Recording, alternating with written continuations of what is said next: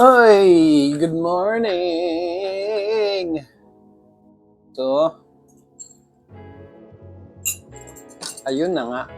Meron tayong live recording today. Kasama ang bandang Bus. BAF. Yan. Bagong banda ni kaibigan kong si Gian. So, pupunta tayo sa KNR Studio sa Cubao. Kasi dun yung practice nila. And at the same time, habang nagpa-practice sila, set up pa natin sila ng IEM. Tatry nila yung IEM rig ko. And magre-record ng live sa mga original songs nila. Para meron kaming content. So, ayun. Coffee muna tayo. Breakfast. Nagluto si Mrs. Tapos mamaya, since naka-ready na yung mga gamit ko, ibababa na lang at pupunta tayo doon sa akin. Kites! Yo! So ito yung mga dadalhin ko. Naka-add to cart na yung mga yan. No? Naayos ko na siya. Finally, yan na yung pinaka-form niya kapag aalis kami. Alis ako, may mga setup, may mga recording and everything. So yan na siya. So naka-cart siya. Tapos, naka-organize na yung mga gamit. Ito yung box na kung saan ang laman ay mga things na kailangan ko. Mga maliliit na bagay lang. And then, sa baba niya meron isa pa. Mga cables, spare IEMs. Tapos, ito. Ano siya? Ito yung gamit ko sa drums. Tingnan natin sa loob. Gamit kami ng Yamaha EAD10. EAD10. Yan. Tapos meron din trigger. Yung trigger na yan usually lagi siya kasama sa setup, no, para medyo may click or may medyo maganda yung kick during live performances, no? Tsaka yung maririnig sa ears. So, dyan na rin yung mga body pack. Ang kada members, para sa drummer. Yung, meron na rin lumabas daw pala na bagong Yamaha EAD50. Pero grabe yung presyo, parang 80,000. Hindi ko alam kung mag-upgrade ako, pero grabe naman yung 80,000 para sa upgrade na. Pero, base sa review, sobrang solid daw. So, wala naman pa. So, yun. So, lahat naka-cart na siya. Bababa na lang yan. Usually, hatak na lang ako dito. Yan. Yan, dadalhin natin mamaya.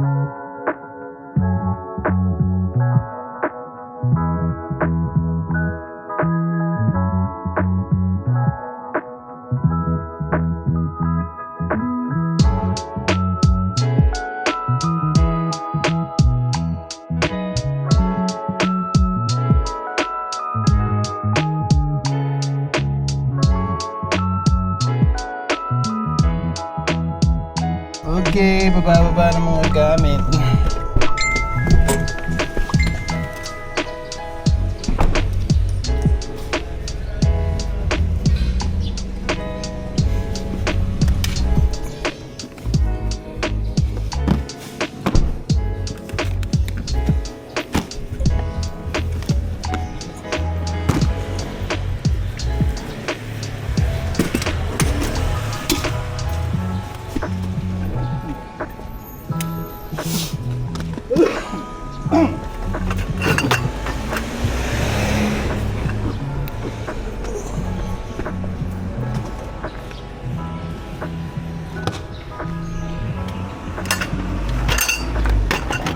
Okay, thank you sir. Thank you po. Opo.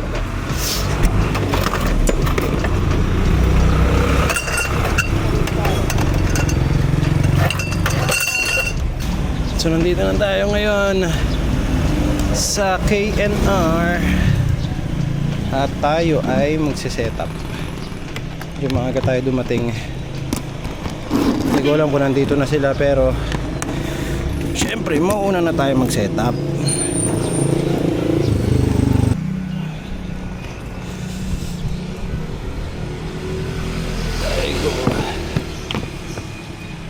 So yan lang naman yung cellphone tuloy. Ito yung setup dyan. Dihatak lang siya.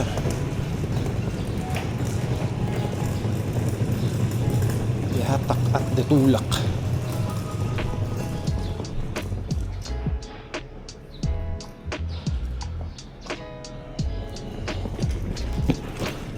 Waiting tayo dito. Tingnan natin kung sino. Morning. Ano ba taga mo? Sila ba ano? Buff? Atarasin. Coffee shop. Malaman. Pero antayin mo muna. Ay no, yun na pala. Pero kung muna kasi may naka-schedule dito. Buti ka nakapuwasok mo tayo. Ibababa ko ulit yan. Buti nagsana muna ako eh. So yan.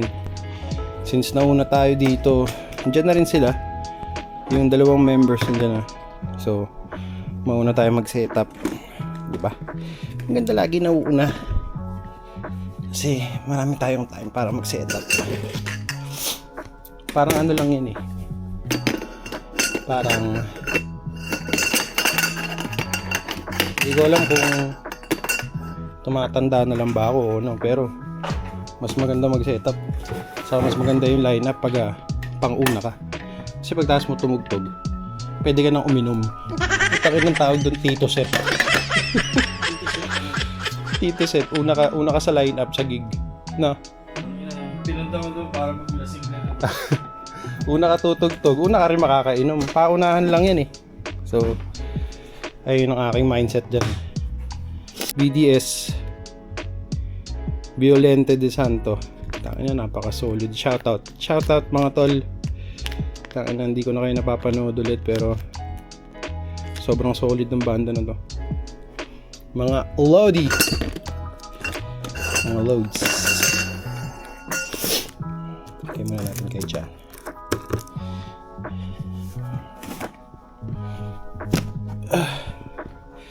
So itong cart ko, nakakatuwa to kasi pang camping talaga yan eh.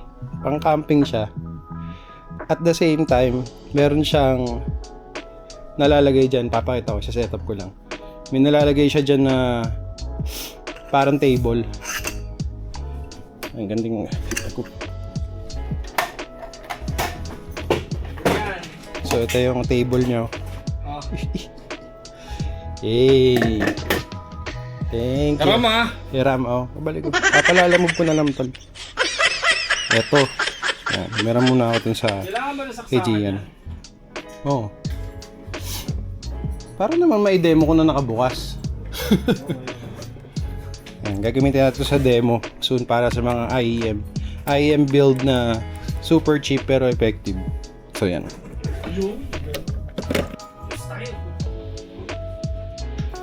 Okay, so nakalagay na siya dyan. Next natin, ang uunahin natin is yung drums.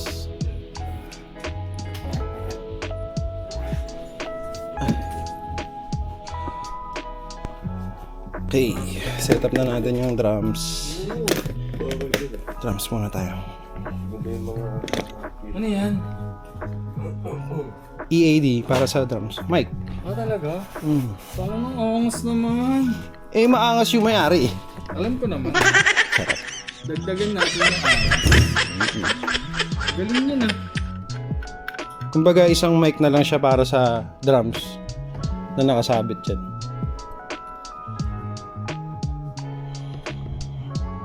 Okay, connected. Ay, ito pala. Yan, so naka DI box yung ano natin. DI box. Ang ating Yamaha EAD.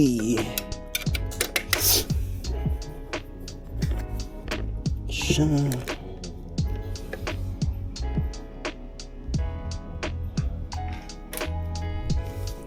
Tapos yung power.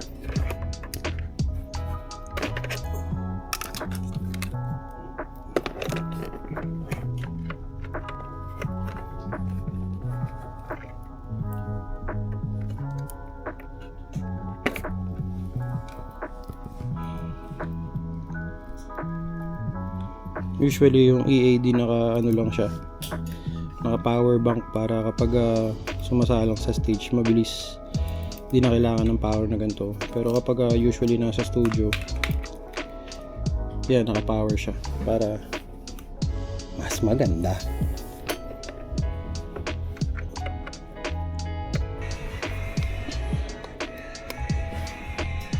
Okay, power natin siya. Yun. One down sa setup. Next tayo ay magkakable. Okay. So ito DI out. Pupunta yan sa mixer para balance yung connections.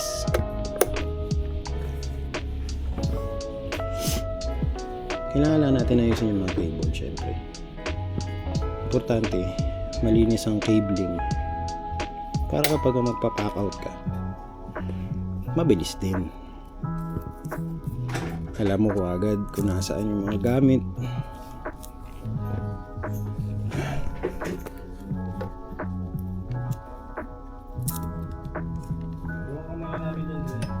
Cookies.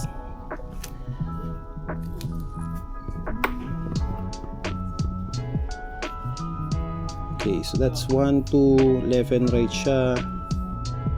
Ang EAD, kukonect naman natin siya sa left and right. EAD. Okay. One down. Okay na siya. So yan nga pala yung rig. Kung di nyo pa nakikita. So Midas MR18 digital mixer. Tapos meron ako dito Behringer na MS8000. Ito splitter to. Usual, pero ngayon isa lang yung ginagamit ko muna kasi ilang channels lang naman.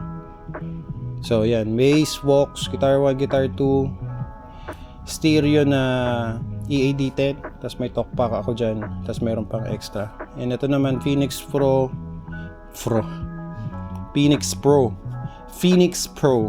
PTM33. So ang kagandahan dito, one new rack siya, tapos apat na transmitter na siya para sa apat na members. Yan, mono siya, hindi siya stereo. Maganda sana kung stereo, no? Kaso medyo may kamahalan kapag stereo setup, so okay na muna yan. And usually maganda rin naman tunog kapag mono. So yun, one down. Tapos na tayo sa drums. Ngayon kailangan naman natin ng output para dun sa drummer. I-ready na rin natin siya. So ito yung cable para sa drummer to. Ito naman ang gagamitin natin sa kanya. Usually ganito kami para sa drummer kasi kailangan solid connection, hindi dapat siya wireless. Lalo na kapag meron click or may backing tracks, importante na naka-wire palagi yung drummer. Kasi pag nawala yung signal sa mga gitarista, at least yung sa drums, masusundan pa rin nila ng solid kasi naka-wired nga sila. At hindi siya mawawala sa metro, of course. Yun yung pinaka-importante ron. So ngayon, ang connection ng drummer natin ay manggagaling sa aux 1. Yan. Tapos itong dulo.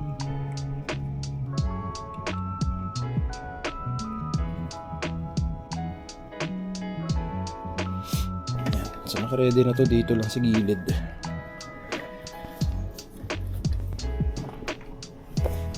Para sa ating drummer.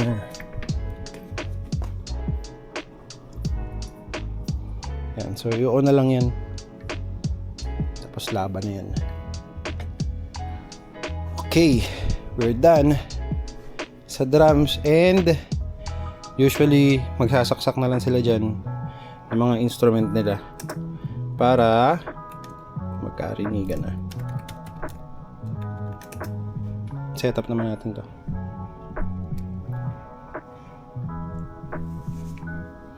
So ganyan lang yan. Setup ng IEM, setup sa drums, and then after sa drums, sasaksak na lang sila dito. Ulit? Masap ulit.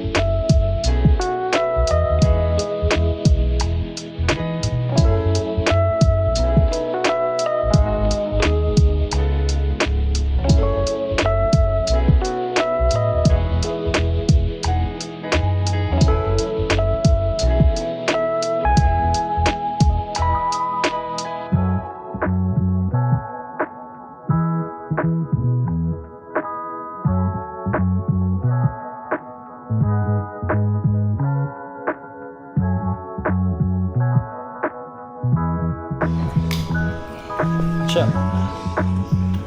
Ayan, doon ang control eh. Dalawa siya. Pwede rin yun. O, diba? Go to bottom.